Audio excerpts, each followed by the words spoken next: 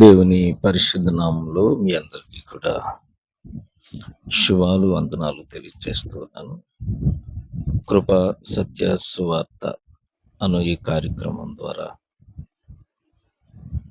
దేవుని మాటలను ప్రకటించడానికి దేవుడిచ్చిన గొప్ప ధన్యతను బట్టి దేవునికి స్తుతులు చెల్లిస్తూ ఉన్నాను. ప్రభునందు ప్రియులరా, ఈరోజు మనము ప్రత్యేకంగా జీవ గ్రంథము క్రైస్తవ విశ్వాస లోకానికి అత్యంత ప్రాధాన్యమైనటువంటి బైబిల్ గ్రంథాన్ని గురించి, ప్రాముఖ్యంగా దానిని చదువుటలో ఉండేటువంటి ఉపయోగాలు, దాని వలన మానవుని జీవితంలో కలిగే ఉన్నతమైనటువంటి విషయాలు మనం ఈరోజు తెలుసుకునే ప్రయత్నం చేద్దాం. అయితే ముందుగా ఒక ముఖ్యమైనటువంటి విషయాన్ని గురించి మనము జ్ఞాపకం చేసుకుందాం. ప్రపంచ కుబేరులలో ఒకరు, అంటే ఉన్నతమైన ఆస్తి కలిగినటువంటి మైక్రోసాఫ్ట్ కో ఫౌండర్ అయినటువంటి బిల్ గేట్స్ గురించి ఒకసారి మనం జ్ఞాపకం చేసుకుంటే, ఆయన గురించి తెలియని వారంటూ ఎవరు ఉంటారు? ఆయన అసలు పేరు విలియం హెన్రీ గేట్స్, అందరూ బిల్ గేట్స్ అంటాము. ఈయన క్రైస్తవునిగానే పుట్టి పెరిగిన ఆయన ఒక నాస్తికవాదం కలిగిన వ్యక్తి. కానీ ఆయన భార్య మెలిండా ఫ్రెంచ్ గేట్స్ మాత్రం కాథలిక్ క్రిస్టియన్. కుటుంబము క్రైస్తవ కుటుంబమే, కానీ భార్య భర్తలలో కొద్దిపాటి వ్యత్యాసం.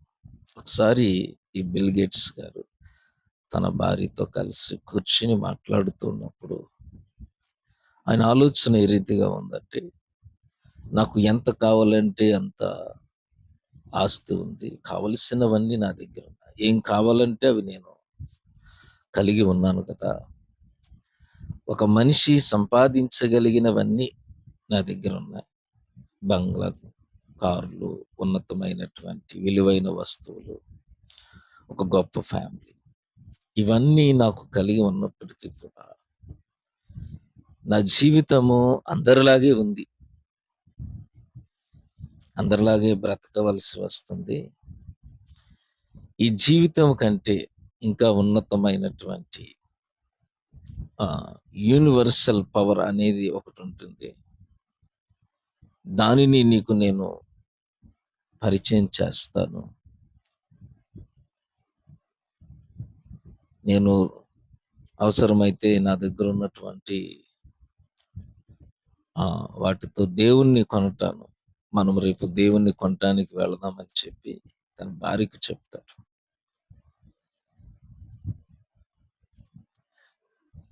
దేవుడంటే దేవుని మాటలు, అదే దేవుని యొక్క జీవ గ్రంథం.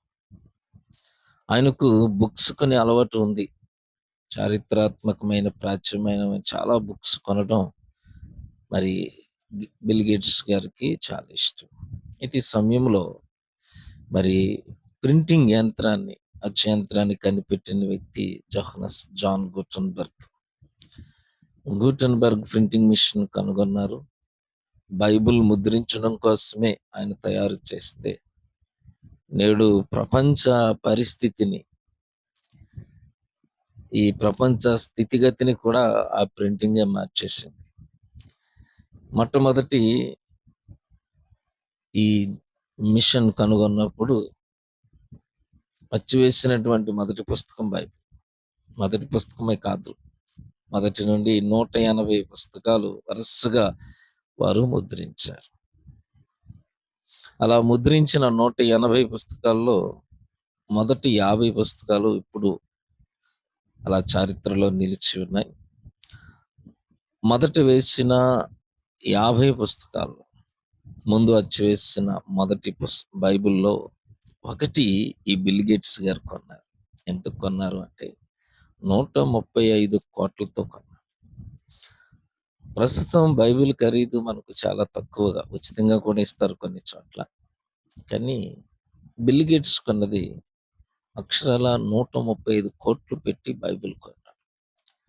జోహనస్ గుటెన్బర్గ్ మొదటగా ముద్రించినప్పుడు 180 కాపీలు చేస్తాడు. దాదాపు 3 సంవత్సరాలు పట్టిందట.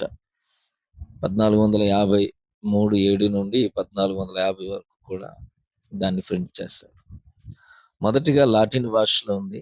కాలక్రమేణా మొదటి ప్రింట్ చేసినటువంటి 180 బైబిల్స్‌లో 50 మాత్రమే ప్రస్తుతం అందుబాటులో ఉన్నాయి. దాంట్లో మొదటి 3 మాస్టర్ కాపీస్ మాత్రం చాలా ప్రత్యేకం.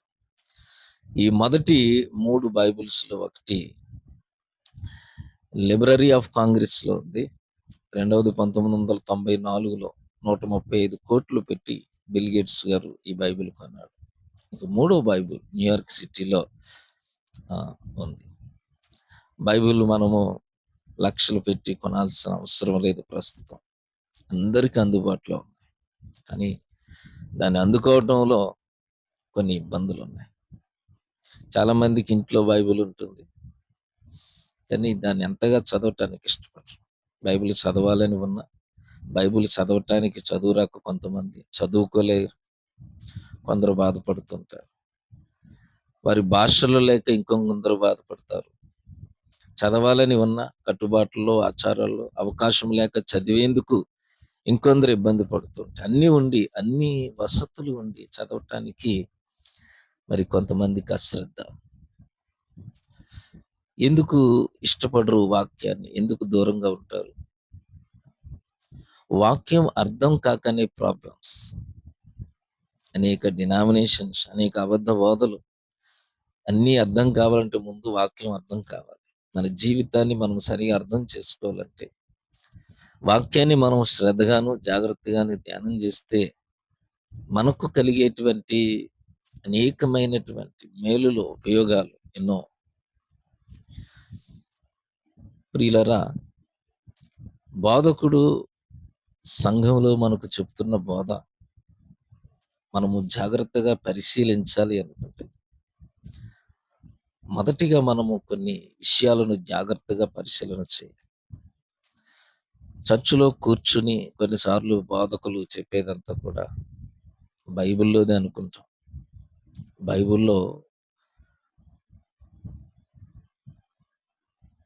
వారు చెప్పింది అలా ఉందా కాదా, నిజమా కాదా తెలియాలంటే బైబిల్లో ఏముందో తెలియాలి. చాలా చాలా విషయాలు తెలియకపోవటానికి కారణం బైబిల్లో ఏముందో తెలియకపోవడం. బైబిల్ చదవాలంటే మనకు డిగ్రీలు చేయవలసిన అవసరం లేదు. శ్రద్ధగా చదివి ధ్యానం చేస్తే చాలు. అలా ధ్యానం చేస్తే, చదివితే, దృష్టి పెడితే ఎటువంటి ఉపయోగాలు ఉంటాయో, ముఖ్యంగా మనకు కావలసినటువంటి బిల్ గేట్ ఆశించినట్లుగా ఆ పవర్ఫుల్ బైబిల్లో ఉన్నటువంటి ఆ శక్తివంతమైన విషయాలు ఏమిటో మనం తెలుసుకుని గ్రహిస్తాం. వాటి ద్వారా మన జీవనాన్ని మరింత మెరుగు చేసుకుంటాం. ముఖ్యమైనటువంటి కొన్ని కారణాలు, చాలా కారణాలు ఉన్నాయి. కొన్నిటిని మనము బైబిల్లో ధ్యానిస్తే కలిగేటువంటి ఆ మేలులు ఏమిటో కొన్నిటిని మనం జ్ఞాపకం చేసుకోం. బైబిల్ని చదవటం వలన మొట్టమొదటిగా మనకు కలిగే గొప్ప లాభం ఏమిటంటే అబద్ధ వాదన నుండి మనం రక్షించుకుంటాం. అబద్ధ వాదన నుండి నిన్ను రక్షించుకోవాలి అనుకుంటే ఖచ్చితంగా బైబిల్ను బాగా చదవాలి. ఈ అబద్ధ వాదులు అనేవి చాలా ప్రమాదకరమైనటువంటి వాటిని మనం అంత సులువుగా కూడా అంచనా వేయలేము. అబద్ధ వాదులు ఒక మనిషిని చంపిన హత్య ఎటువంటిదో ఇవి కూడా అటువంటిది. అది ఒక వైరస్ లాగా మారిపోయింది. ఇది ఒక డెడ్లీ వైరస్ అన్నమాట. నేను నచ్చింది నమ్మడం, నచ్చకపోతే వ్యతిరేకించడం. ఇదే తీరు. ఇదే నేటి క్రైస్తవ్యంలో జరుగుతుంది. దీనిని నిర్మూలించడానికి ఈ వైరస్‌ను వ్యాక్సినేషన్ అంటే ఏదైనా ఉందంటే బైబిల్‌ను చదవటమే. బైబిల్ నీవు బాగా చదివితే అబద్ధ బోధల నుండి మనల్ని మనము రక్షించుకునే గొప్ప లాభం ఉంది.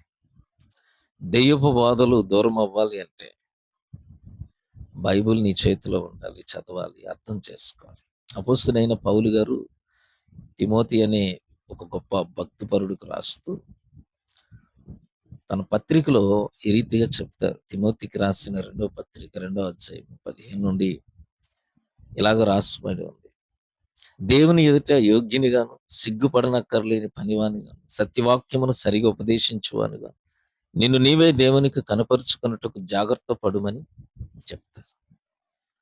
అలానే జాగ్రత్తలు కూడా చెప్తారు 16వ వచనం. ఏమని అంటే, అపవిత్రమైన వట్టి మాటలకు విముఖుడవై ఉండుము. అట్టి మాటలాడువారు మరి ఎక్కువగా భక్తిహీనులగుదురు అంట. కొరుకుడు పుండు ప్రాకినట్లు వారి మాటలు ప్రాకుతాయి. బైబిల్ చదివి చెప్పింది గ్రహించి వాక్యం మనకు అర్థమైతేనే నీ విశ్వాసాన్ని కాపాడుకోగలుగుతావు. లేదంటే లోకములో అనేకమైన అబద్ధ బోధలు,